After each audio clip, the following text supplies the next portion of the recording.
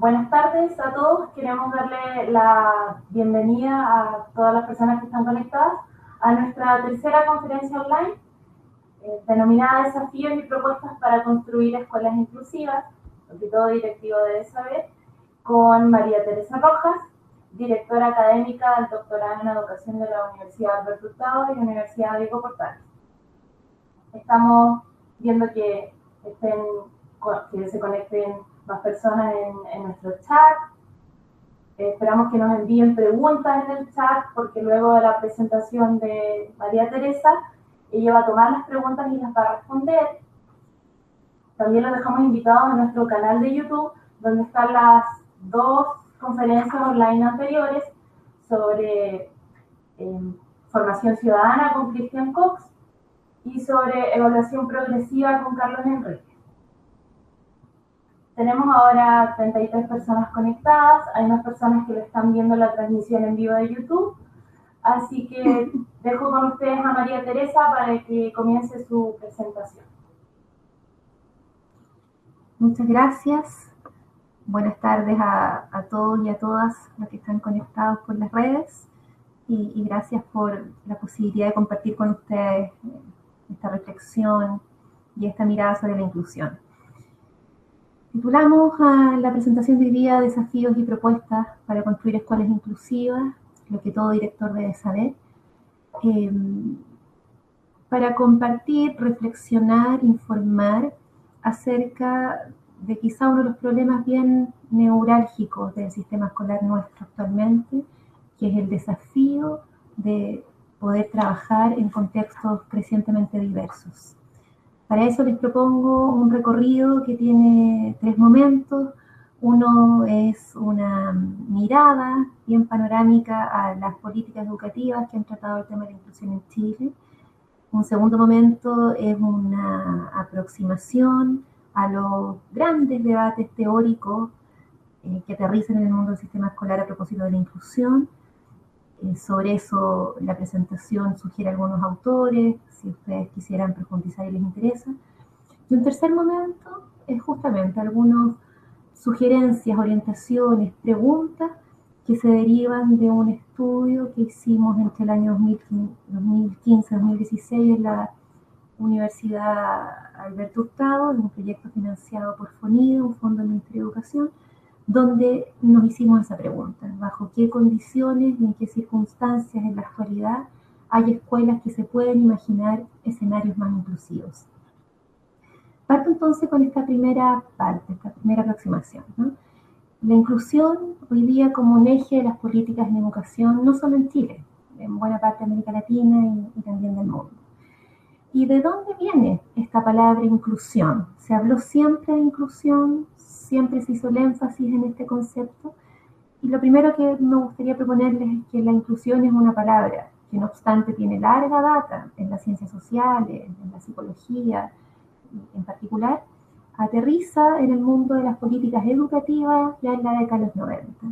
Hay conferencias célebres al respecto, en UNESCO, luego en Salamanca, en Yontián primero, Salamanca luego, que van a empezar lentamente a instalar en la reflexión de los gobiernos de la época la importancia de que el sistema escolar debe ser un sistema que garantice calidad, que garantice equidad. Esas eran las palabras y los conceptos claves y estelares de las políticas de las finales de los años 80, la calidad y la equidad, pero lentamente se instala también una preocupación por el trabajo en contextos de diversidad. Las personas con necesidades educativas especiales son los primeros protagonistas de esta demanda por inclusión, requieren que la escuela regular nos provea de condiciones para satisfacer sus múltiples necesidades de educación. No va a ser un concepto usado normalmente en el lenguaje de los años 90. Va a ser más bien el concepto de calidad y equidad, pero se instala en la conversación quizá más de expertos de política educativa a propósito de esta sensibilidad inicial por las necesidades educativas especiales. Quienes estén interesados en estos temas, o a lo mejor ya lo han estudiado, sabrán que hay un autor, hay James Cole. Es un psicólogo inglés que ha trabajado mucho los temas de integración e inclusión en el ámbito de la educación especial. Este es un autor bien referente en esta discusión y lo traigo a colación a partir de una distinción que él hace en un trabajo del año 2008 respecto a cómo los gobiernos han enfrentado en el contexto anglosajón la preocupación por la inclusión. Y él hace una pequeña línea de tiempo en relación a que las primeras preocupaciones versaron sobre cómo incluir a niños con discapacidades o necesidades educativas especiales en el sistema regular, entendiendo que estos conceptos son controvertidos en sí mismos, ¿no? Que es la discapacidad, que es la necesidad educativa especial, pero es la primera sensibilidad que se instala en los gobiernos y en sus políticas educativas. Luego, un segundo y un tercer momento vinculado a la inclusión como respuesta a las exclusiones disciplinarias y de los grupos vulnerables, y acá entra toda la reflexión sobre políticas de compensación, de discriminación positiva o de acción afirmativa, con políticas prioritarias, en la generación o en el momento en que las políticas hacen un foco en los estudiantes más pobres de todas las generaciones que derivan de esa pobreza. Y las políticas, por tanto, se refieren a incluir a este grupo a un sistema regular en igualdad de condiciones. Pero los puntos 4 y 5 que ustedes deben ver en la presentación ayudan a la sensibilidad actual. Una inclusión que trata de las políticas públicas de última generación de no colocar el foco en ningún grupo específico. No es la inclusión para el niño con necesidad educativa especial, no es la inclusión para las personas pobres, sino es la inclusión en una promoción de la diversidad y de la escuela para todos. Si hay un lenguaje en el mundo académico, de cierta discusión educativa hoy día, que es el lenguaje más dominante, es que la inclusión no es un problema de grupos, sino es un problema de todos. Y la inclusión y la aceptación de que todos somos sujetos con necesidades diferenciadas y que puedan saber dialogar con esa diversidad. Estos son como 5 momentos, y vamos a ver que estos 5 momentos se expresan en debates, en discusiones, y también conversar, plantear con ustedes dónde está Chile en esta discusión, en este momento de desarrollo.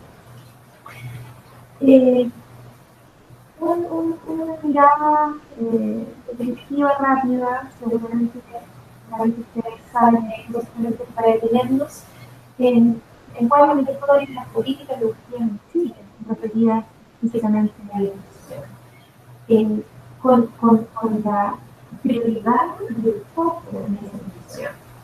Y acá la lectura que les presento data de mediados de los años 2000 en adelante.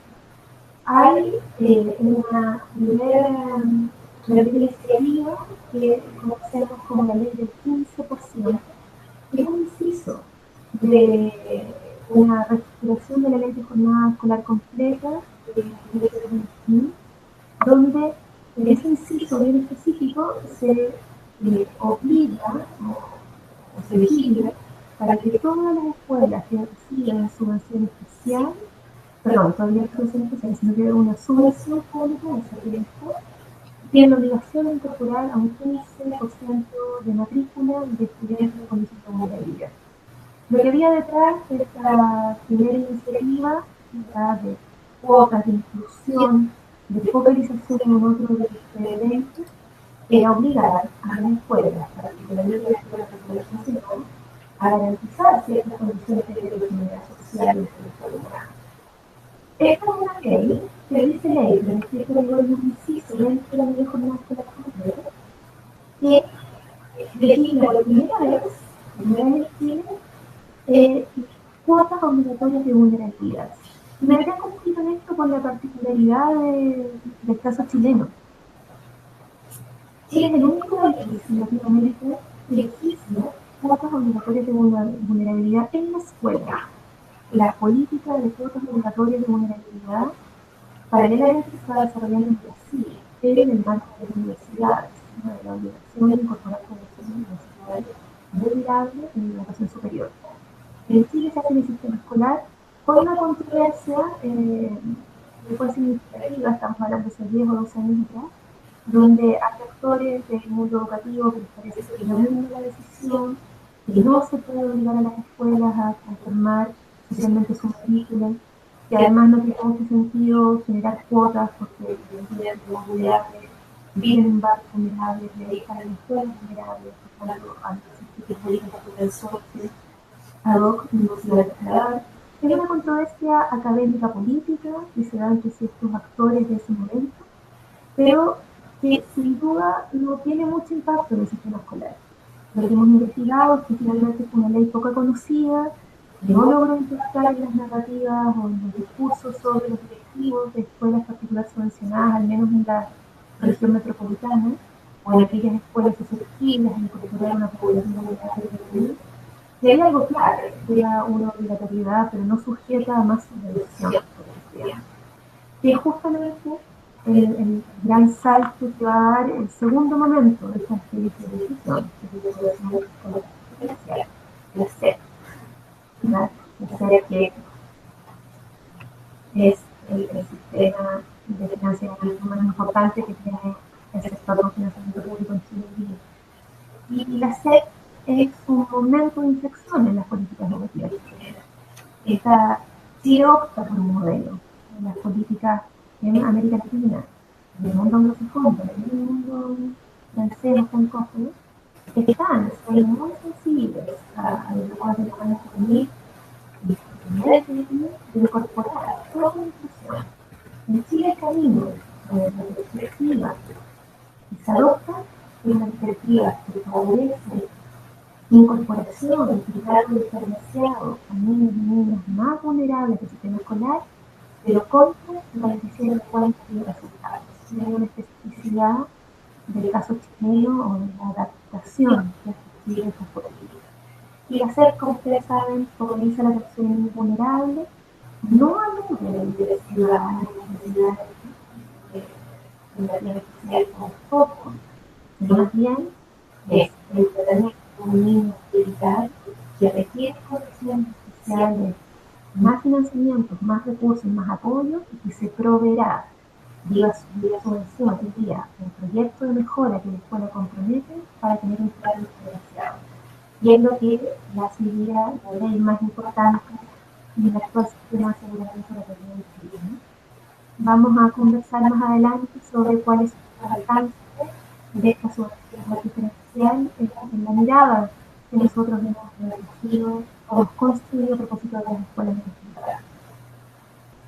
siguiente esta línea de metodología, mención importante la ley de la educación, esta ley constitucional que reemplaza a la 12 y que también hace incorporaciones a la temática de la inclusión, a la no exclusión, a discriminar explícitamente la inclusión a través de la prohibición de generar selección hasta sexto básico. Ya hacia finales de los años 2000 hay debate en la sociedad chilena, en el grupo académico, en los escolares informados, respecto a que la selección escolar no es correcta, que la selección que hacen las escuelas de sus estudiantes o en ella habitan dilemas éticos, que debemos revisar esa posibilidad que otorga el sistema escolar chileno para que cada estudiante para personas académicas no se da incipiente, que 7 años después va a estallar en lo que es la ley de inclusión, ya en la LGE tiene sus primeros atisbos en la prohibición de selecciones sexuales.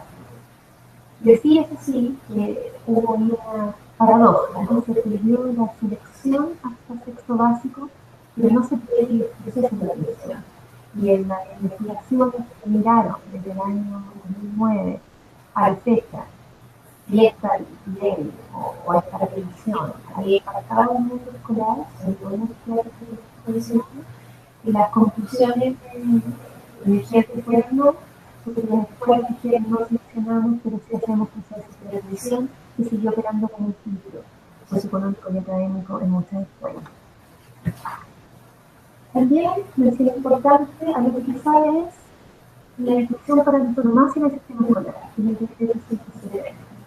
Este es un decreto que surgió de la discusión muy alertero en las comunidades de la educación especial, en el mundo, en la biblioteca de Chile, donde luego de una discusión respecto a la visibilidad y a la importancia de proveer condiciones justas para niños con necesidades educativas especiales, se aprueba una subvención especial para niños con necesidades y a aquellas escuelas que la adoptaran la obligación o la motivación de crear equipos especializados de atención a ese perfil de niños que la escuela o el proyecto de niños que llama cooperación educativa. Este decreto inyecta más recursos, recursos significativos, el monto de financiación individual muy considerable, y asigna cuotas, nuevamente está el tema de inclusión asociadas a cuotas de flexibilidad, ¿no? A cuotas de niños por curso y además favorece el mandato que se hagan evaluaciones diferenciadas en este caso. Y esos niños con necesidades especiales además deben ser niños diagnosticados por equipos externos y se hace una distinción entre necesidades transitorias o permanentes. Si uno tuviera que leer en el contexto de la historia de las políticas educativas sobre inclusión este decreto, es importante decir que el primer guiño a la política educativa para favorecer, obligar a las escuelas a hacer intervenciones pedagógicas, no solamente alteraciones en sus procesos de admisión, o en el uso de sus recursos, o en intervenciones para mejorar los resultados de carácter más organizacional. Acá hay una directa apelación a que los profesionales se tienen que organizarse de una manera diferente para intervenir pedagógicamente y trabajar con niños con necesidades especiales. Y esto, como son las leyes, ¿verdad? Paralelamente con una demanda social creciente, porque los niños con necesidades educativas especiales entran en el sistema regular y con mucha investigación que avala ya hace décadas que los progresos y aprendizaje de estos niños son más significativos, tienen mucho mayor impacto en contextos regulares, en contextos de heterogeneidad, en un contexto de focalización de sus necesidades. Lo que sabemos en Chile, menciono algunas investigaciones que se han hecho en la región metropolitana, en grandes ciudades, por investigadores e investigadoras en Chile, son muy críticas con los efectos del decreto. Por una parte, las comunidades de educación especial o de académica de educación especial han implementado fuertemente la intervención de necesidades especiales.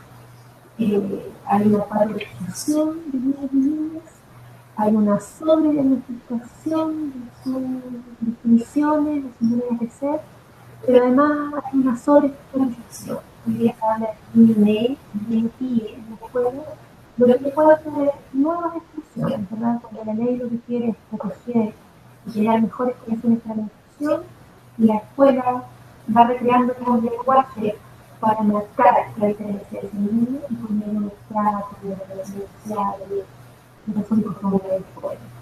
Y además una crítica, una crítica académica, una crítica profesional, una crítica social respecto a si es así que estas educaciones especiales son patologías, anomalías o disfuncionalidades, o más bien estamos hablando de cambios culturales profundos en la infancia que no podemos procesarlos ni explorarlos Por otra parte, vuelvo al decreto 170, antes de pasar al siguiente punto, hay todo un efecto perverso asociado a la subvención por niño. Y eso seguramente muchos de los efectos no lo saben. Al tener más subvención, algo atractivo a cualquier a niños con necesidades especiales, pero no siempre cuenta con las condiciones profesionales, de infraestructura y las condiciones contextuales para poder trabajar con niños con necesidades permanentes, especialmente. Y hay una crítica bien interesante del mundo de las educadoras especiales que dice que la gestión de decreto ha significado instrumentalizar la educadora diferencial, informarla de una fuente ayudante de la profesora básica primaria, y que eso podría ser más funcional de la especialización. Lo dejo como información general para darnos cuenta que lo que existe el momento de evaluación de la investigación del decreto no es favorable. Y llegamos así a la ley estelar, que es la ley de inclusión, esta ley que entra en vigencia en marzo de este año y que, como ustedes saben, es fruto de una historia de movimiento social, de discusión política intensa durante el año 14 y el año 15, de movilizar quizás discusiones muy profundas respecto a cuál es la tarea del sistema escolar, cuáles son las críticas al sistema educativo integrado y cuál significado tenemos. Fue una ley que con creces superó aspectos meramente escolares, sino que incluyó miradas respecto a lo social, al individuo, a los derechos, del estatuto de la infancia y al rol de las profesionales. Como ustedes saben, la ley de inclusión prohíbe el lucro, la selección y el copago. Esos son sus grandes titulares. Es una ley que, a diferencia del decreto 170, tiene su foco en la inclusión de niños de menos recursos económicos en escuelas para promover mayor equidad social. Esta es una ley, a diferencia de las otras, viene a combatir la segregación escolar de Chile. Es una ley cuyo fundamento se construye sobre la base de los estudios que denuncian la segregación colectiva.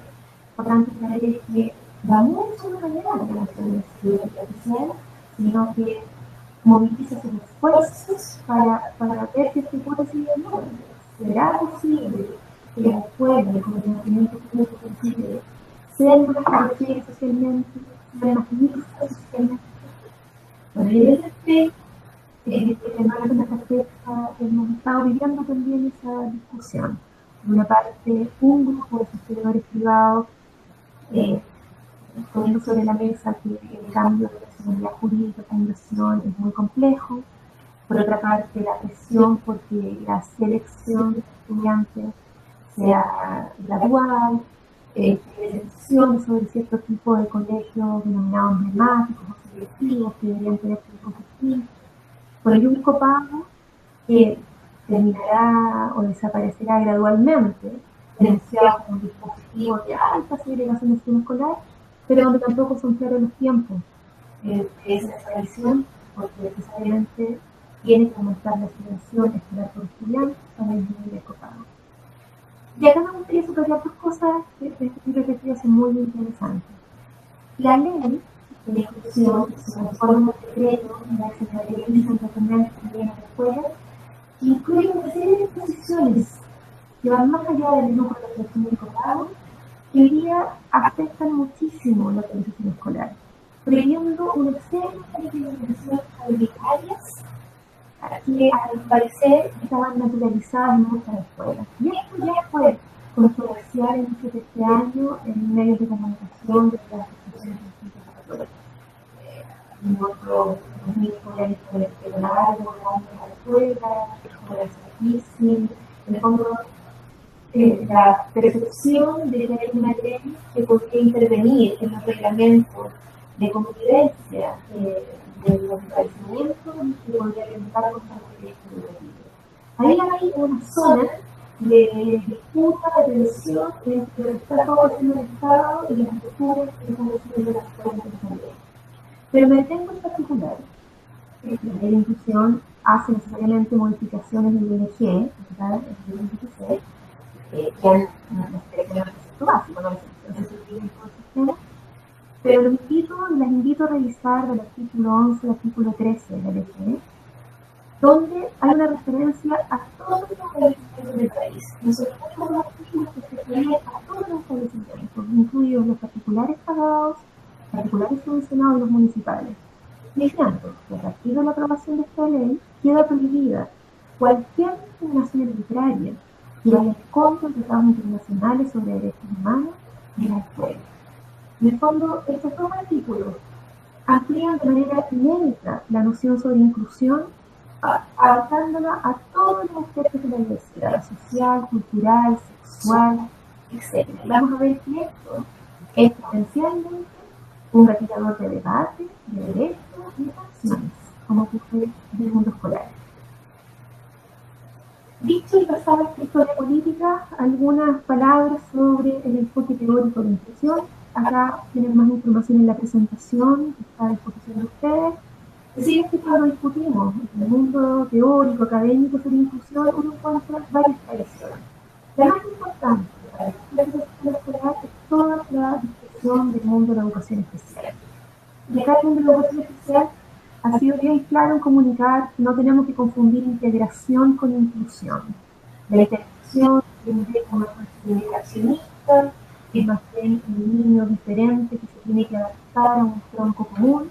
En cambio, la inclusión es un concepto que vendría revestido de la necesidad de la escuela de adaptarse a la diversidad de los niños. Y esta es una sensibilidad instalada en las escuelas de educación especial, en los debates de los académicos de educación especial, que combina, porque está muy referida a una sensibilidad que es muy enriquecedora para pensar este fenómeno. Una segunda tradición, y es una tradición que a mí en particular me representa mucho desde los lugares donde me he dedicado a estudiar y investigar ese escolar, tiene que ver con el debate de la sociología de la educación, de las ciencias sociales, y de hecho lo pregunto por la historia social de los padres. Y acá, desde el siglo XIX en adelante, tenemos discusión respecto a si la escuela es un espacio de cohesión social, si la escuela es un espacio con planos diferentes, y qué tipo de ciudadanía ponemos al respecto.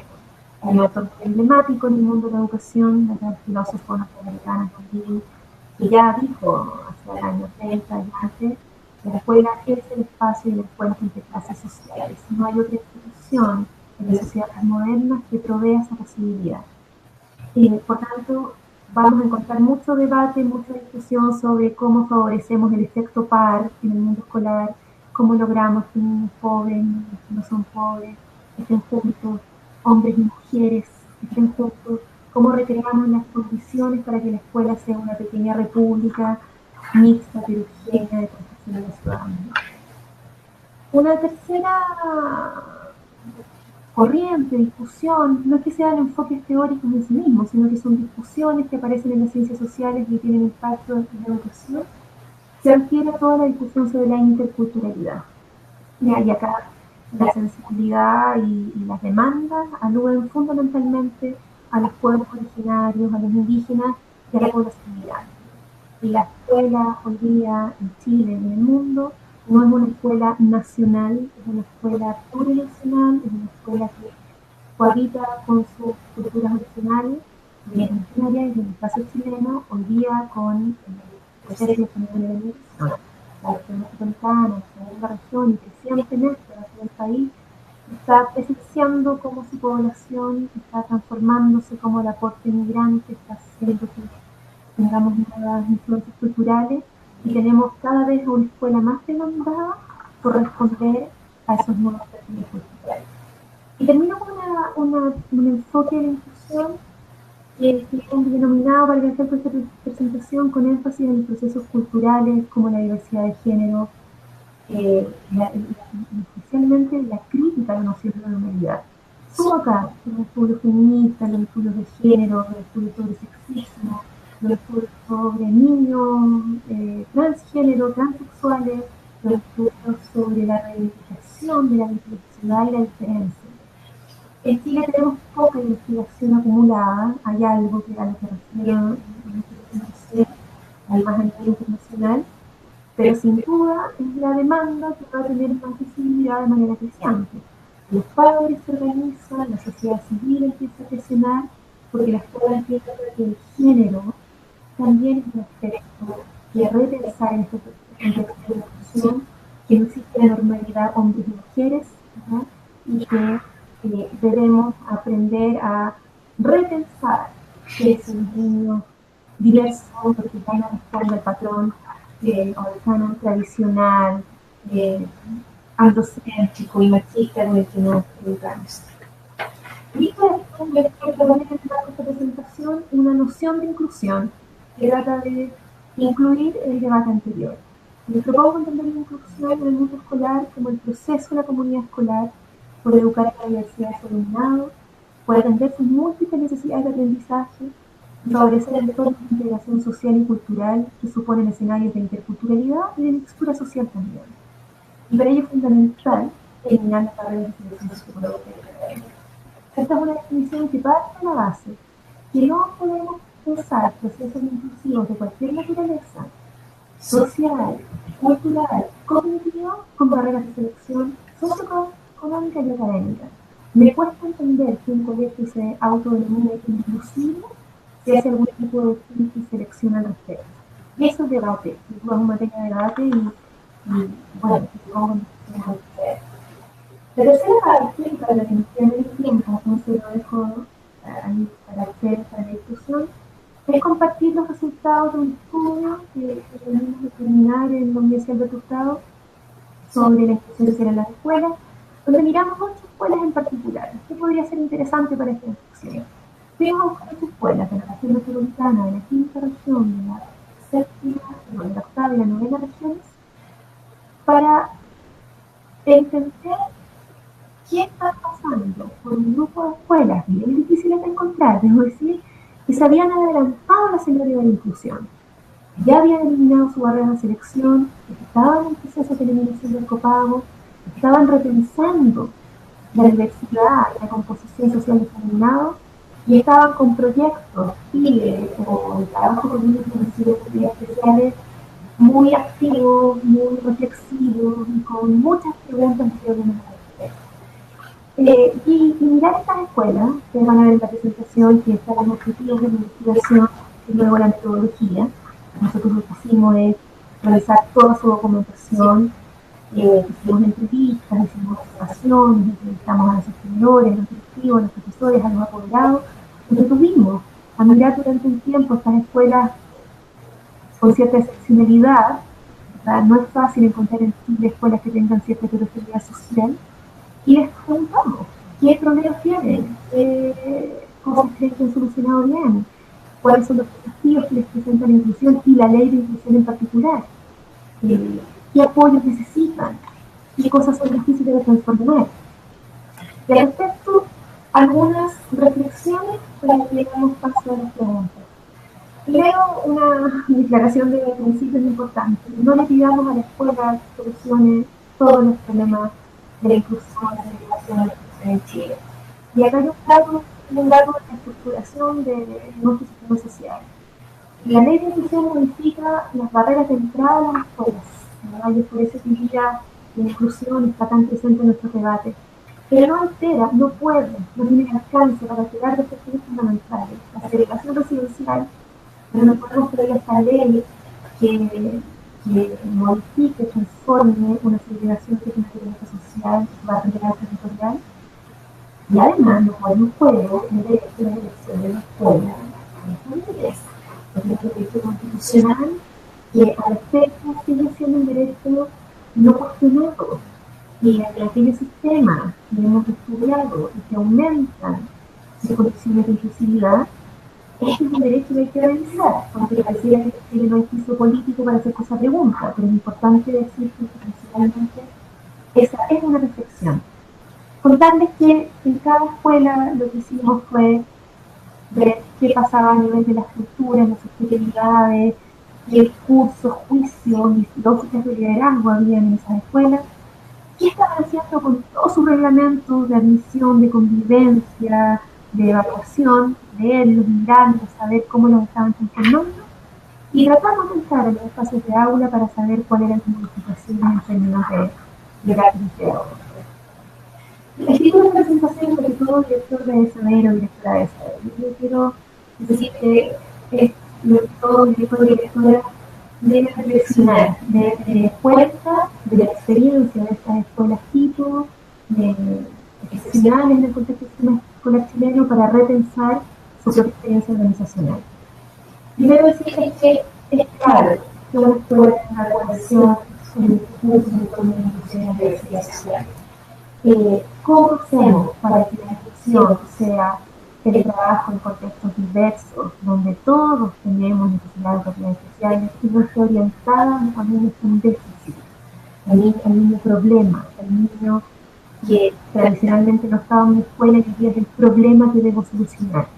La mirada centrada en el déficit de esta literatura que reseñante Es una mirada que profundiza exclusiones, estigmatizaciones, y por tanto no nos permite cuestionarnos acerca de nuestras propias barreras, nuestro racismo, aquello que perturba a la hora de pensar en cada comunidad.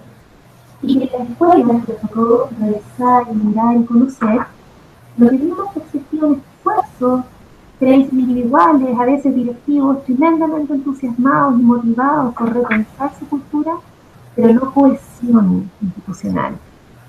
Podríamos concluir y politizar que no estamos en un momento del sistema escolar chileno donde las escuelas sean comunidades que hayan consensuado su concepto de inclusión, de diversidad y de trabajo de crecimiento. Uno recibe más resistencias que se puede hacer. Y luego la presentación nos podemos ver ejemplos de directores que tienen jornadas de reflexión específicas para repensar el tema. Y acá muy clave el sostenedor. Vimos dos escuelas en particular donde el sostenedor se ha sentido interpelado con la orientación. Se ha vuelto a preguntar por la misión social de su proyecto y su escuela. Se ha dicho, voy a terminar con la selección y voy a ir en busca de niños en condición de vulnerabilidad para que ingresen a la escuela. Los sostenedores que están tratando de convencer a sus comunidades para que niños y niñas tengan contextos más heterogéneos especialmente. Bueno, esta excepcionalidad es tremendamente interesante de conocer. Las resistencias, los problemas, los profesores que no comparten, que se sienten amenazados por este cambio, los apoderados que viven la incertidumbre, lo que esto podría significar para sus hijos. Resistencia que veíamos que los directores y los directivos trabajan desde la persuasión, la conversación, desde cómo convencer al público de que el trabajo por la diversidad es un trabajo que nos conecta con una misión de la ciudadanía y de la que luego nos conectamos, ¿no? Y esos ejemplos emblemáticos los invito a mirarlo y ahora tengo el informe de exposición si quieren ver qué casos muy específicos. Acá el trabajo totalmente es claro.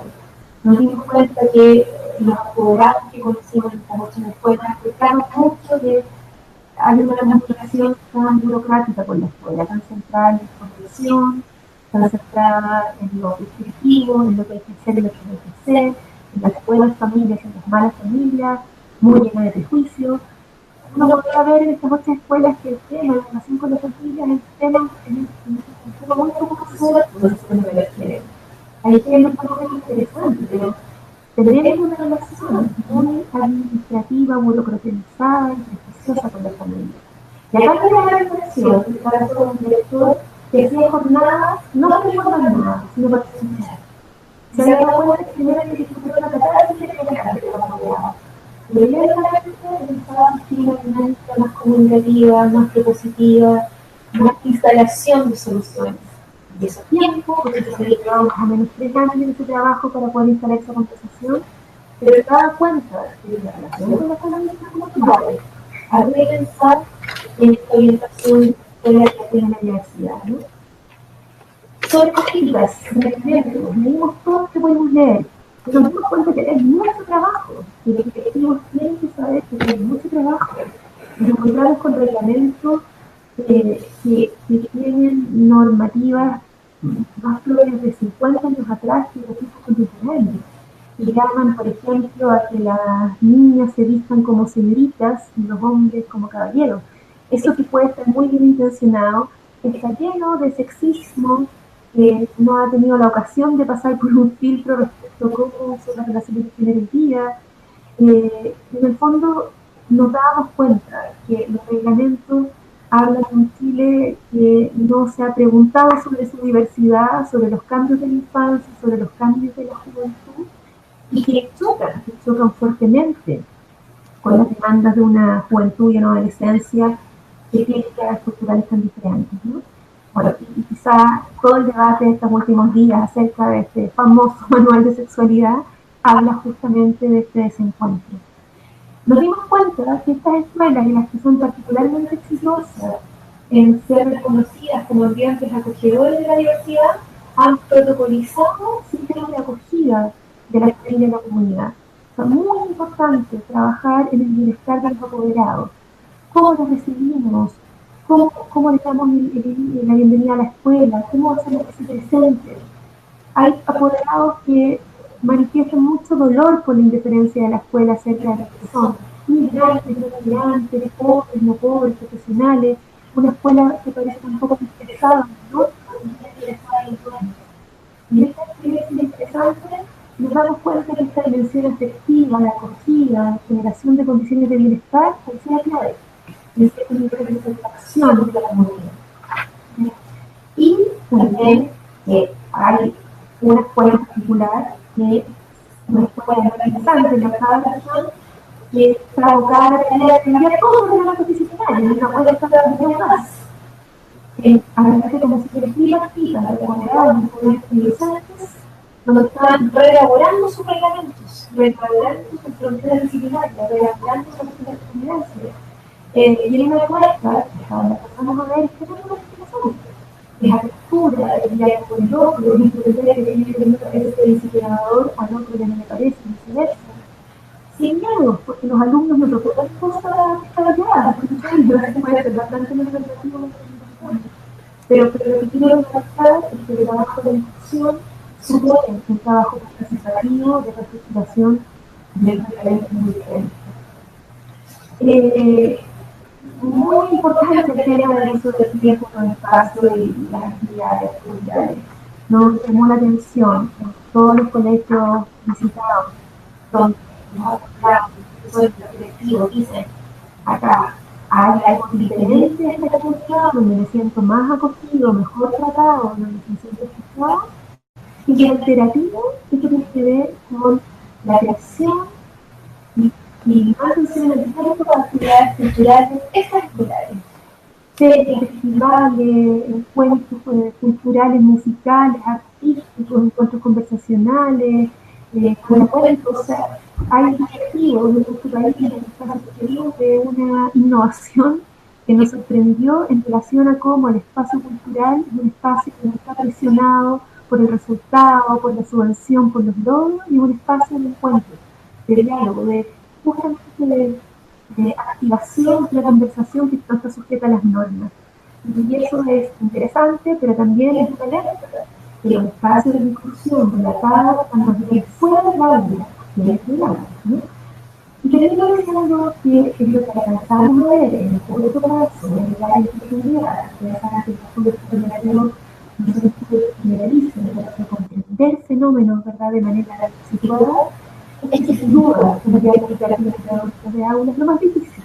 Y lo más difícil, primero porque nos encontramos con profesores que están agobiados y que dicen, no es que yo no quiera trabajar de una manera diferente, sino es que no puedo. Y no puedo porque no me siento capacitado para hablar en lenguaje, en práctica, en normas, en la escuela, no estudié para eso. No puedo porque tengo muchos años por sala y poco tiempo para poder innovar en mi enseñanza. Y no puedo porque finalmente, porque se me evalúa al final del día por los resultados académicos escolares. Esto que seguramente muchos de ustedes han enseñado, bueno, es parte del corazón de este agobio, de esta tensión docente, que hace que la demanda por la inclusión aparezca como una carga adicional, más que como una posibilidad de realizarse escolarmente. Nosotros apreciamos, por tanto, en el estudio que hay peticiones, hay ensayos de parte de los directivos de escuelas por pensar de manera distinta la planificación de la enseñanza. El lo más interesante que vimos fue el trabajo de algunos equipos PIES, programas de integración escolar, que han empezado a trabajar con docentes de planificaciones conjuntas. Hay directivos que se han dado cuenta que necesito activar el trabajo del equipo con los profesores. Planifiquen para toda la clase. Tengamos más tiempo, y es claro que tenemos para más trabajo de planificación disciplinar planificativa. No hay que planificar solo niños con necesidades educativas especiales, hay que planificar para todos. La mejor responsabilidad de esa planificación de la finanza de las personas. Ejemplos muy específicos, pero interesantes en el ensayo por imaginarse una enseñanza distinta. Y decirles que en los colegios que investigamos, el director y el director también, claro, es disminuir la presión por resultados obtenidos. Los tenedores, por cierto, también, pero hay un actor muy importante que está dentro de la escuela, que conoce a sus profesores, y que logra transmitir un discurso donde lo importante es la convivencia, el buen trato, entender a la familia, a la infancia, trabajar en el de pobreza, trabajar en contextos diversificados, y aunque la presión de la política, la información económica siga presente, genera de profesionales más rápidos, más innovadores, donde el foco fue en la convivencia de la estudiantes y no solamente en el resultado académico final. Termino diciéndoles, además que ustedes pueden ver, que tengamos presente una actitud positiva, que las escuelas analizadas pueden tener climas y aulas organizadas de manera más acogedora, más respetuosa. Eso lo encontramos en las escuelas, eso es un gran logro. Pero que no significa que la enseñanza promueva aprendizajes diversos. Y acá tiene que ver con la regulación, tiene que ver con una política que favorece resultados actualizados. Si no la duda, hay una fuente de decisión, pero que tiene que ver con una práctica de conceptos, de palabras, de prácticas, de usos. Y me gusta saber cómo se hace el trabajo con textos de universidad. La escuela de estudiados, lo que muestra que en Chile hay ganas, movilizaciones de recursos, de capacidades para pensar con testimonios inclusivos. Y hay ensayos de estudiantes, ¿verdad? Donde ya terminaron políticas de admisión, es un gran paso, es un escenario de buena aceleración escolar. Pero que nos falta mucho para avanzar a este programa de trabajo más cohesionado, con políticas de enseñanza dirigidas al trabajo de la universidad. Por eso, el último lugar una ley dirigida a la política pública. La política requiere favorecer la pedagogía de la inclusión que elimine las certidumbres que significa que las normas profesionales, que valore el trabajo en diversidad y que logre hacer sentir a las comunidades que incluir no es un castigo, es una riqueza, es una ganancia, y que nadie cerrará su escuela, nadie bajará su matrícula porque opta por un proyecto inclusivo. Muchas gracias por esta escucha y ahora voy a tratar de acoger algunas de las preguntas que ustedes han estado haciendo por mi mente. Vamos a un trabajo de selección para poder responder esta conversación. Pregunta una persona que les varias acá en el chat. En colegios con estilo conductista y enfocado a los resultados, ¿es posible implementar esto, esta discusión, implementarlo a nivel de todo el país? Esa pregunta es parte de la reflexión de muchos de los profesores que nosotros entrevistamos en el marco de estudio. Quieran conductistas, los tradicionales estilos de enseñanza, claro, es difícil idealizarlo, ¿no? Hay que saber bien qué estamos diciendo con nuestro conductismo, pero me imagino que lo que trae la pregunta es escuelas que hacen clases iguales para todos los estudiantes, que están enfocados a todos los estudiantes mejoren sus resultados académicos en CICE, escuelas que no tienen diversidad pedagógica, como para imaginarse escenarios más diversos. Vuelvo a la misma reflexión que hacía antes en la presentación. Sin duda, la opción chilena de trabajar en inclusión, que contrapone políticas con racionalidades diferentes, no son útiles. La ley de inclusión tiene una racionalidad que favorece inclusión, terminar con la segregación y favorecer escenarios más diversos.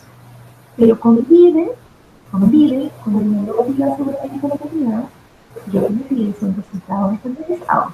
¿Es una fuente de tensión? Por supuesto que sí, por supuesto. Pero es una parte de ella, porque hay otra parte que tiene que ver con capacidades, hay otra parte que tiene que ver con cómo nos formamos los profesores y las profesoras, hay otra parte que tiene que ver con las posibilidades que han tenido las organizaciones escolares para preguntarse acerca de sus creencias y de la universidad. No todo es responsabilidad de los sistemas de la calidad. una responsabilidad institucional, y tiene que ver con nuestros propios racismos, nuestros propios prejuicios, ¿verdad?, frente a las diversidades de género, nuestras propias maneras de entender las necesidades de derechos sociales, nuestras maneras de estigmatizar a estos niños en situaciones especiales como niños deficitarios. Es verdad que el sistema escolar no ayuda con el excesivo número de niños especiales ni con los flujos dedicados a la atención especial de los niños. Debería instalar también como reflexión la pregunta por las capacidades. Somos formados para trabajar en el contexto, trabajamos interdisciplinariamente con las educadoras diferenciales, el personal psicosocial que esté actualizado a la vida y sensible sobre estos temáticos. Ahí hay algo, hay una acción de responsabilidad que es una cuestión de responsabilidad escolar, de la que me parece los directivos requieren liderar conversaciones e iniciativas al respecto. Pero también la pregunta tiene implícito una tensión, de que la regulación, una ley en Chile, es una ley que tensiona las escuelas. Puedo aumentar los resultados académicos de las pruebas estandarizadas y con la misma velocidad incluir a los niños en situación de diversidad, pero no puedo. Necesito, me parece, en mi perspectiva, darle más valor a este concepto de valor agregado de la escuela, ¿no? ¿Cuál es el servicio de la escuela? ¿Cuál es todos los esfuerzos que hace por cimentar un recorrido donde va tratando de que ambas cosas dialoguen? Lograr que los niños aprendan, que necesitan aprender para poder integrarse en el mundo social, y por otra parte lograr que los niños convivan con los recursos diversos, humanos, ciudadanos. Pregunta una persona que está en la universidad para explicar algo de la formación docente inclusiva en Conce. Muy buena pregunta. Yo creo que acá las necesidades son diferentes. Mi percepción es que algunas carreras de universidades acreditadas con profesionales pensando estos fenómenos ya están haciendo esta pregunta y están muy interpeladas, particularmente mencionamos a las comunidades de educación especial, educación diferencial. Hay comunidades de educación diferencial en Chile, de ciertas universidades, que están muy interpretadas por una formación desde la diversidad, desde la escuela, que es la que se tiene que adaptar a las necesidades de los niños y niñas. Yo escucharía más a esas comunidades de educación diferencial para que nos enseñen cuáles son las metodologías que existen para poder trabajar el proceso intensivo. Veo las universidades, hay algunas universidades que están preocupadas con esta institución, instalando evidentemente cursos, prácticas, experiencias sobre interculturalidad, sobre género y diversidad, sobre necesidades educativas especiales, que están tratando de que son estudiantes realmente se sensibilicen al respecto. Pero si necesito contestar a preguntas en términos globales, yo creo que hay un déficit. Hay un déficit de la formación inicial de los profesores y de las profesoras en diferentes temas. Nuestra formación es una formación que favorece más bien tener el currículo de los derechos de los géneros, más que una enseñanza de perspectiva de significado. Por tanto, hay excepciones, hay preocupaciones, nuestras universidades están preocupadas y vemos además en universidades que son estudios de educación muy específica sobre me parece que para que un mando o una educación generalizada. Sí que la política, la política de educativa sobre formación de profesores, sobre formación docente, está agregando de manera muy consciente que hay que empezar a implementar en las escuelas de formación universitaria como una estructura de diversidad. Y en esto pasa el año de paz, el tiempo de adecuar los nuevos niveles. De eso es una deuda de su universitaria para estas excepciones. Me preguntan luego, también de qué manera las universidades se están a reformar a los directivos. Bueno, yo estoy dando esta conversación con ustedes en un centro de liderazgo que debe ser de los primeros que están con la institución. no existe una formación específica para directivos, sino que el paciente, la política pública está inaugurando esta preocupación. Los centros de liderazgo directivo nacen con esta preocupación por formar liderazgo en contextos inclusivos, por hacerse la pregunta por la diversidad, y yo creo que van a ser un espacio de vanguardia de la educación respecto a cómo invitar a los directivos al respecto. ¿Qué vimos nosotros en los directivos que nos llamaron la atención en esta escuela? ¿Verdad que vimos profundamente? Bueno, coincidiría con directivos como el formación actual, equipos, en algunos casos, experiencias afuera, de formación de coincidió con directivos muy importantes de la política y de debate de la política social. Los actores muy participativos del debate de la política. Y también con sostenedores donde la preocupación por la segregación socioacadémica y socioeconómica a los interpelados. Eso moviliza partidos políticos también, grupos políticos, ciudadanos, que hacen que entre sostenedores y directivos hay una suerte de comunidad, empatía, complicidad, pero cómo hacerse cargo de sus temas. Yo confío en el trabajo más bien que estoy inaugurando los centros de liderazgo y las esperanzas que pueden generar de la formación de directivos, porque las universidades, los contratos, los estudiantes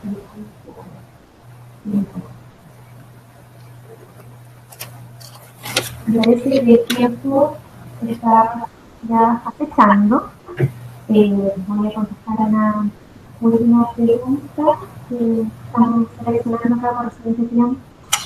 Dice, ¿quién es el encargado de promover y favorecer esta pedagogía de la inclusión? Desde mi perspectiva, lo que tenemos que hacer son las políticas públicas y los encargados de hacer políticas públicas a nivel de Estado, son el ejecutivo y el legislativo. Hacen leyes, generan regulaciones y favorecen escenarios evolutivos diferentes. La pedagogía de inclusión sea una demanda que sensibilice al ejecutivo y al legislativo, y esa es la historia de las leyes. Necesitamos comunidades profesionales, comunidades docentes y comunidades directivas que se hacen esta pregunta. No solamente la pregunta por lo difícil que es trabajar inclusivamente, sino la pregunta por cómo puedo trabajar más inclusivamente. Lo que nos demuestran los casos o los países que nosotros hemos estudiado en el primer mundo, que han enfrentado en estos últimos 30 años un escenario de creciente diversidad, diversidad multicultural, diversidad de género. Pensemos que nosotros de manera muy emergente nos estamos enterando del sistema escolar, hay diversidad sexual, hay niños transgénero. Esa preocupación o esta información que nos llega como a poquito, a veces por la prensa, por los medios, ya son temas legislados en otros países del planeta, ¿no? Y ahí hay una demanda de la propia sociedad civil porque la escuela se vaya adaptando a los fenómenos propios de la modernidad, que son fenómenos de individualización creciente, de explosión de múltiples identidades. Lo que quiero decir con esto es que las políticas de inclusión surgen porque la sociedad las demanda, y la sociedad chilena nos está demandando que atendamos a niños que hoy día se comportan de manera muy distinta a como nos comportábamos hace 30 años atrás, que algunos critican que sean nombrados como niños con necesidades especiales, porque dicen que corresponden, pero más allá de si esa es una buena denominación o no, son niños que antes o no estaban en la escuela o que caían en los reglamentos disciplinarios porque no cumplían con el canon de la normalidad. La sociedad nos está demandando que esos niños son niños diferentes, que son crecientemente diferentes, que la infancia es diferente y que necesitamos relacionarnos con ellos de una manera diferente. En las escuelas que nosotros conocimos en nuestra comunidad, es muy interesante cómo esa es una sensibilidad instalada. Los niños necesitan más espacio de juego, necesitan desplegar más energía, necesitan más espacio de convivencia. Todas estas iniciativas de los recreos entretenidos, de los recreos activos, ¿verdad? De tener más tiempo para trabajo corporal en la sala de clase, tiene que ver con esa sensibilidad. Directivos y docentes que se han dado cuenta que requieren con urgencia modificar sus estrategias de trabajo con la infancia y la adolescencia. Por tanto, si esa demanda existe, si las comunidades profesionales estamos de acuerdo con que necesitamos favorecer nuevas dinámicas, evaluaciones, estrategias, maneras de enseñar en contextos diversos, creo que la responsabilidad es lo que nos hace las políticas públicas. Pero eso no va a ser de generación espontánea, no quiero decir, sino tiene que ver con la demanda de la sociedad civil al respecto. Llevamos un tiempito más para hacer otras preguntas, conversar otras preguntas. Nos gustaría preguntar si están preparados los directivos y los docentes de escuelas para cambiar los paradigmas en contextos de desempeño que promuevan otras lógicas de las escolares. Voy a contestar desde lo que hemos estudiado a nivel internacional y es lo que vimos en estos casos.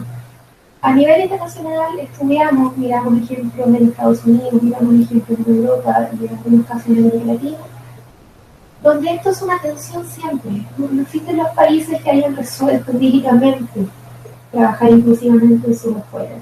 Basta más nombrar al mundo norteamericano y la tremenda segregación étnica y racial, ¿no?, con la que conviven.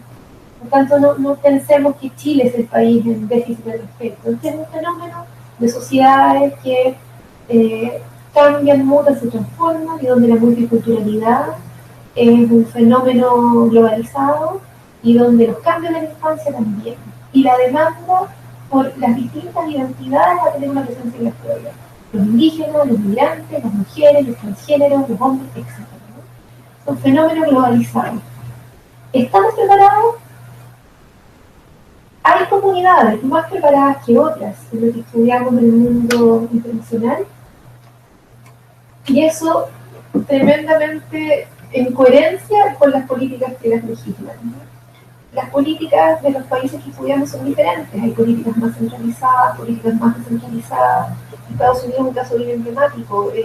Tiene estados altamente segregados, donde el tema de inclusión es un problema, una denuncia. En cambio, tiene otros estados, más bien distritos educacionales, donde se ensayan experimentos de inclusión tremendamente interesantes de observar, ¿no?, donde las comunidades se involucran, los profesores se entusiasman, hay una recuperación de un discurso ciudadano, democratizador de la escuela, que genera empatía, genera ética, ¿ya?, que uno también podría ver en el mismo país.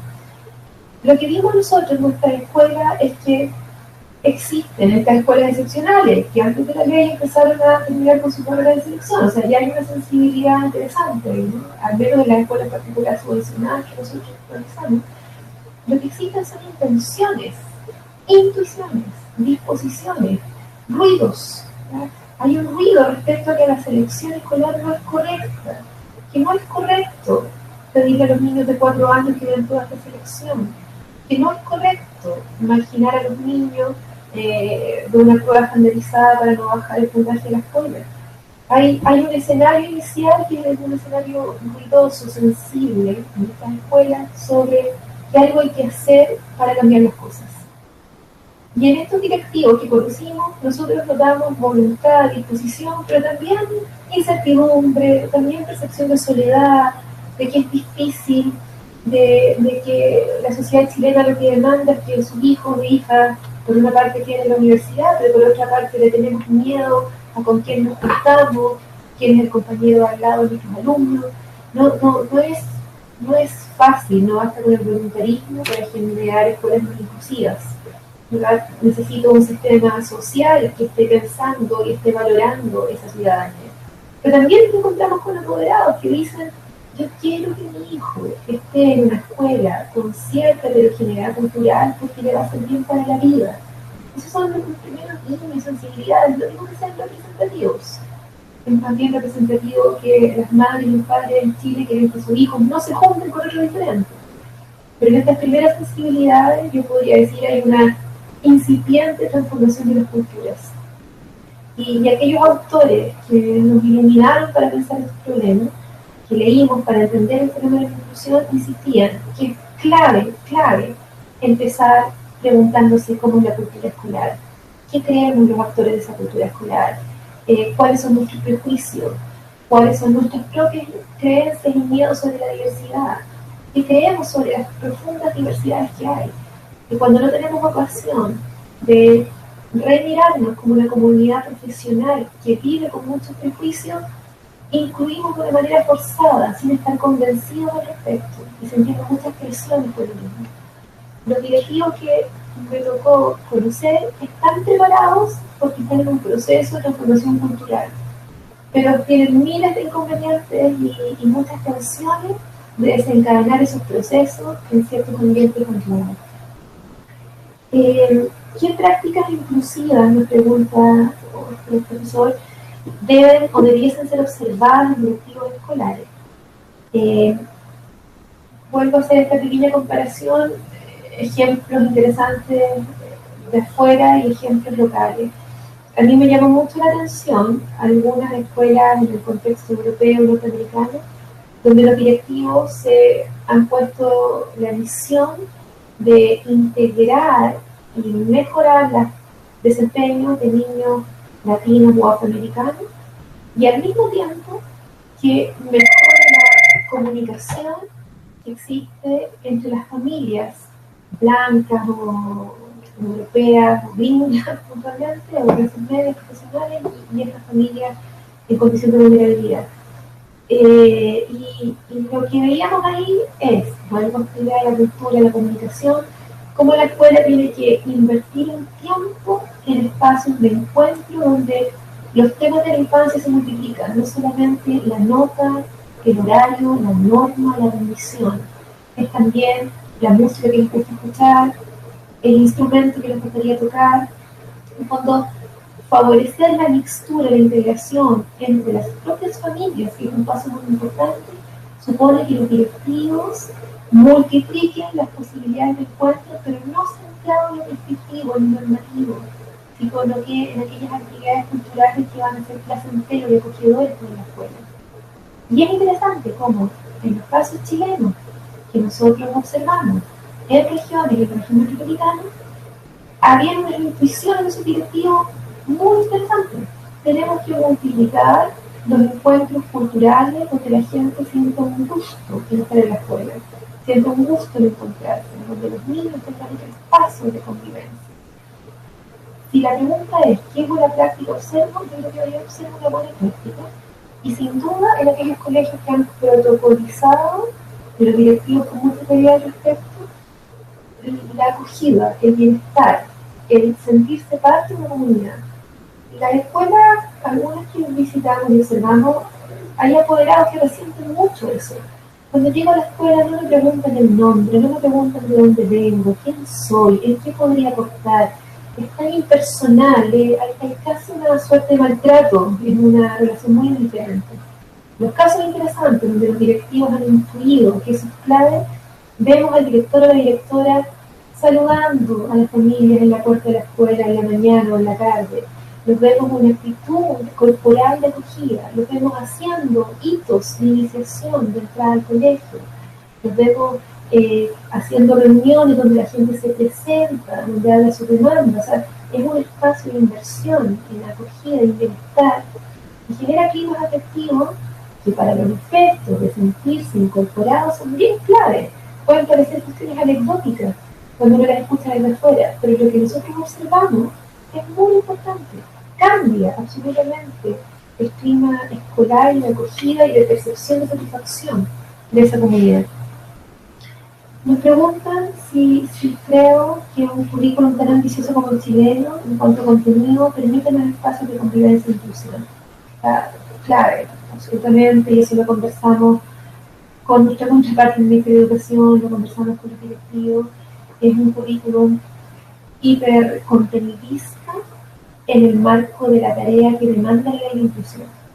La ley de inclusión le ha dicho a la sociedad chilena, le ha dicho a la Constitución, no vamos a tolerar ninguna discriminación en la admisión que sea arbitraria y que atente contra los derechos humanos pactados internacionalmente por Chile en torno a los niños y las niñas.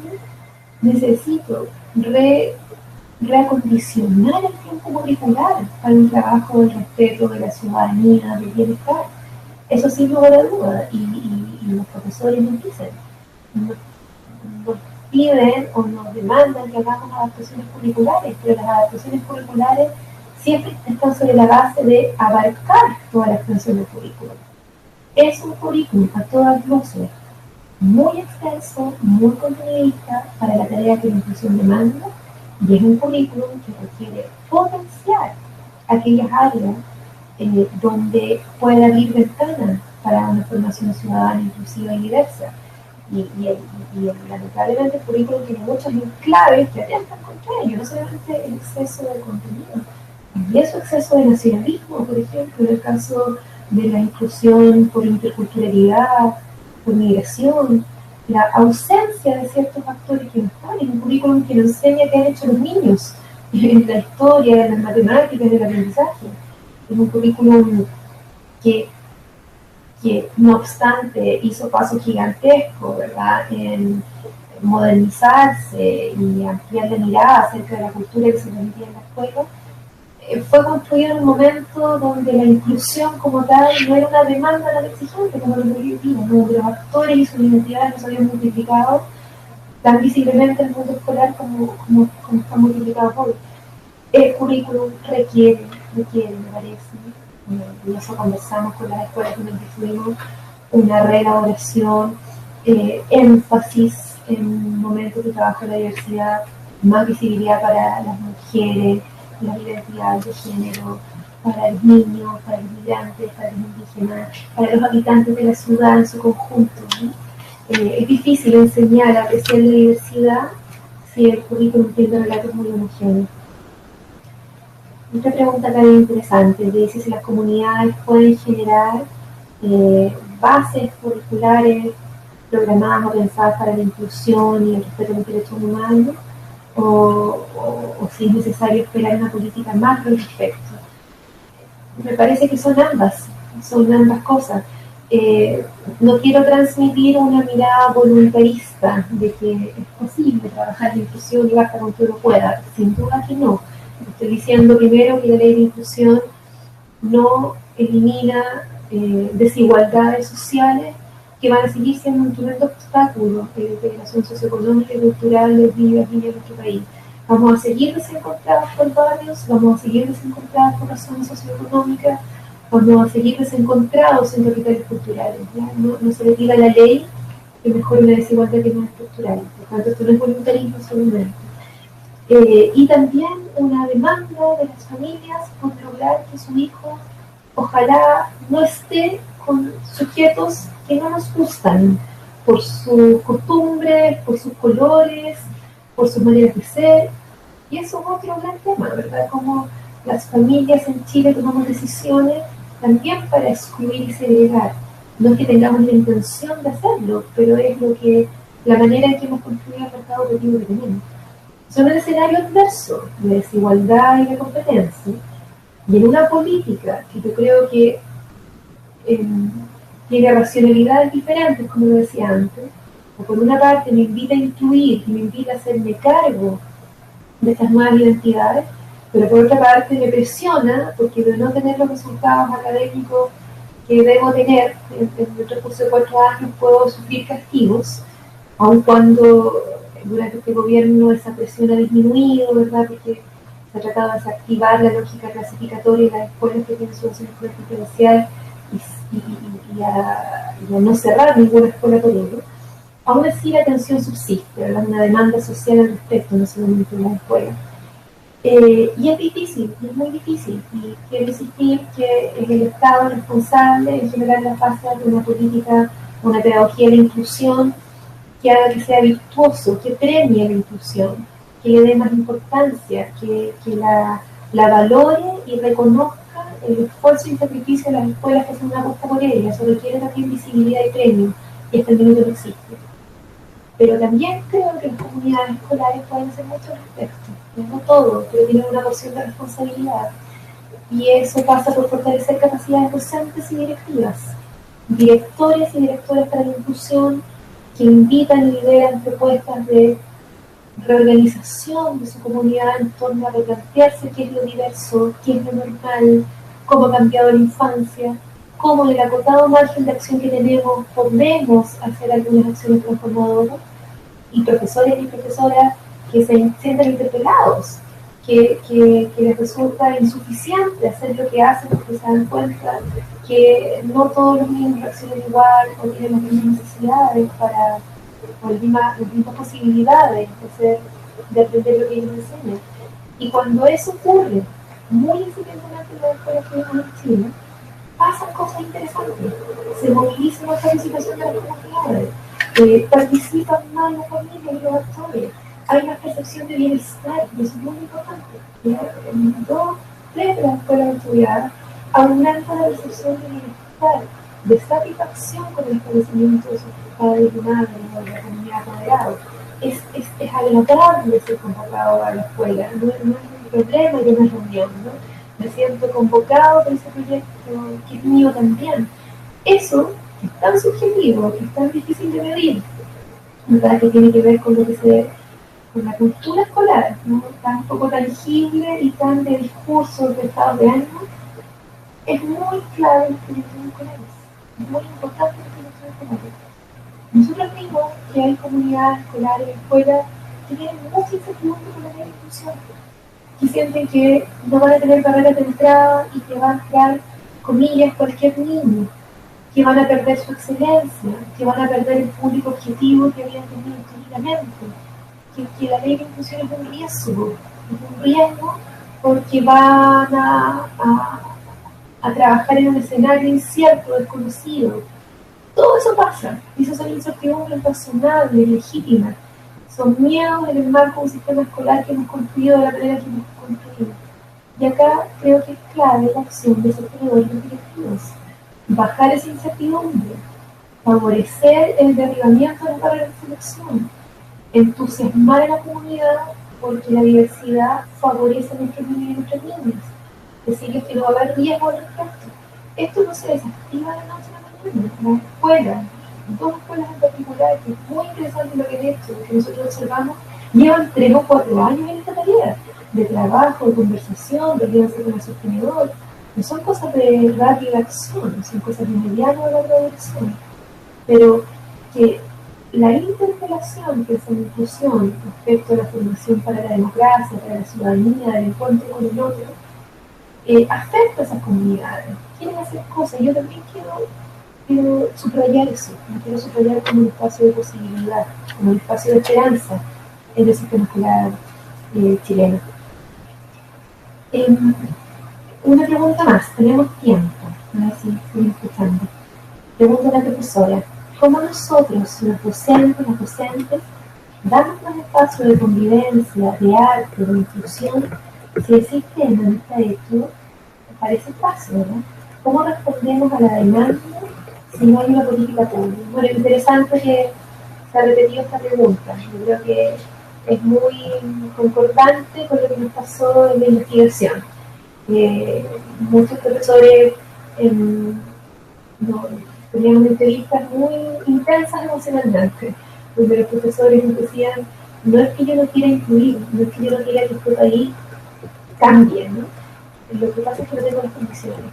Me encantaría trabajar estimulando más el arte, mis niños, me gustaría que jugaran más, me gustaría que fueran más felices en el espacio escolar. Pero no puedo porque no están las condiciones, las reglas, los currículos, los incentivos. Esa es una pregunta que se nos repitió y una reflexión. Y lo que vimos nosotros fueron profesores agobiados y muy afectados con una sensibilidad muy abierta sobre una tensión entre su vocación social y las pocas posibilidades de movilizarlo. También hay otros profesores resistentes, hay que decirlo, ¿no? Que dicen que esto de la inclusión es un desorden, que ya no sabemos qué es lo que hay que lograr con los estudiantes, que hoy en la escuela está cada vez menos exigente académicamente.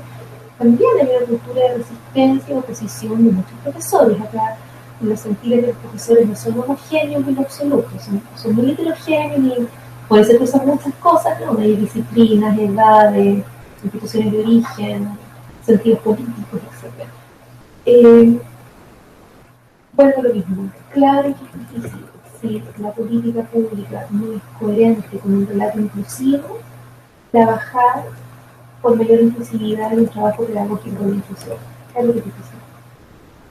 En las escuelas que nosotros visitamos, hay muchos problemas, hay muchas tensiones, vimos que se movilizan ideas, recursos, espacios, se inventan ciertas soluciones y se prueban, se ensayan, nada de inmediato.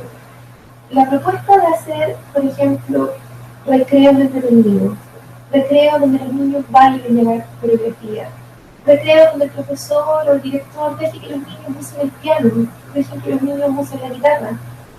El tema mío de la música y el arte, y escucha la canción como niños, inclusión y transferencia, están pasando en Chile, no son experiencias de otros lugares, son experiencias de escuelas en Chile, que están ensayando cómo ciertos usos del espacio diferente, cierta organización de los recreos, de los espacios de saludo y de cierre de la sala de clase, de gastar menos tiempo en actos y presentaciones y más tiempo en encuentro y en convivencia, puede ser interesante porque bajan la hiperactividad de los niños, los obligan a encontrarse y a compartir de otra manera, les multiplican sus posibilidades de conversaciones, abren nuevas ventanas de posibilidades, de experiencias. Recuerdo un director muy interesante que ha multiplicado y ha usado plata de la SEP para multiplicar las salidas escolares, hacer paseos a la naturaleza, lleva a los cursos, los organiza. ¿Qué hay ahí? Más allá de la anécdota, hay una intuición de que hay que multiplicar espacios de encuentro que no sean normalizados, disciplinadores, y donde los niños potencien sus conversaciones, su curiosidad, sus juegos, su movilidad, su escucha, y que parece que son buenas intuiciones, porque ha disminuido en esa escuela que estoy trabajando ahora los problemas de convivencia, el bullying, el maltrato, o sea, es una intuición que es efectiva en el marco de ese contexto. No me resisto a decir que es lo que hay que hacer, que esto es contextual y situado y depende de muchas condiciones. Pero sí, que no obstante los inconvenientes de la política o la ausencia de la política, las comunidades escolares también pueden repensar su trabajo con la infancia en los limitados espacios que tienen. Y para eso yo invito a estar escuchando a partir quizá por una de las preguntas o una de las reflexiones que se hicieron en estas comunidades, o alguna de ellas. ¿Cómo podemos trabajar más inclusivamente? ¿A quién tenemos que mirar que no hemos visto antes? ¿A quién tenemos que visibilizar que no hayamos visibilizado antes? Algunas escuelas han preguntado a quién tenemos que ir a buscar que no está en la escuela. Esa es una pregunta, pero a veces ya en la escuela vemos la diversidad tremendamente expresada y no la hemos visto. Y ese es el trabajo que autores como Alice Cole, Tate y otros famosos dedicados a pensar el tema de la inclusión han dicho clave. El trabajo de la cultura organizacional, de la creencia, la subjetividad, si eso no está y no cohesionamos en el sentido del valor de la diversidad, por más políticas favorables que tengamos, el resto de políticas y prácticas no se movilicen. Es quizá la idea central, ¿no? En un marco de dificultades, de tensiones, de regulaciones que se contradicen o al menos tienen racionalidades diferentes. ¿Cuál es el espacio para que directivos y docentes profesionalicen su acción, inventen, innoven y repiensen la diversidad? Quiero insistir en decir que esto no resulta hasta que no nos pensamos nosotros mismos. Y nosotros mismos no nos detenemos a reflexionar respecto a qué es la diversidad, qué nos gusta de la diversidad, por qué somos diversos y qué nos da susto de esa diversidad. Quizá aunque parezca muy incipiente, muy subjetivo, el recorrido de las cosas que nos tocó estudiar es clave para imaginar escenarios más inclusivos. Gracias, María Teresa. Queremos agradecer a todas las personas que se conectaron en nuestra tercera conferencia online, agradecer las preguntas que nos llegaron y que pudo responder María Teresa, y dejarlos invitados para la próxima conferencia, que se las enviaremos por correo electrónico, las ponemos siempre en nuestras redes sociales, en nuestro sitio web.